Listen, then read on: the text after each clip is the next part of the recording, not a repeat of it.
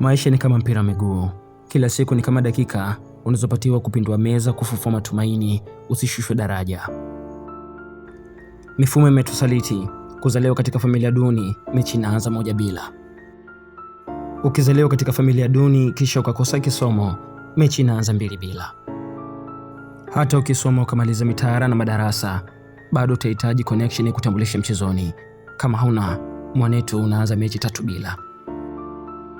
Bado kuna ndugu na jamaa, hawa wataweka mikeka na odds wakitegemea upindue meza wavune chochote.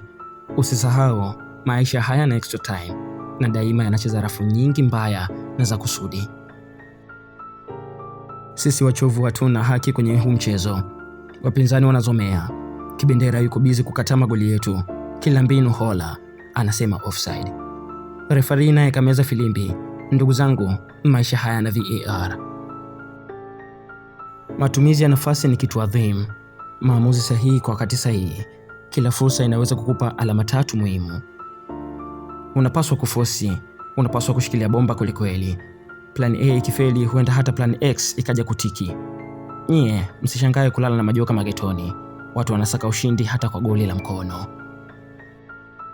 Kuna muda unatamani kukata tamaa. Nyasi za kiwanja ni kama zinasaliti hatua zako kwa jinsi unavyodondoka kila mara.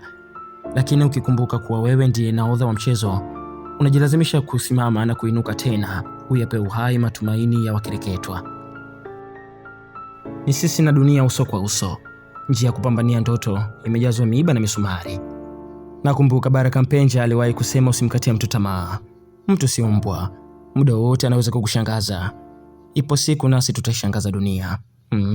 Naamini hilo. Bin idhnillah.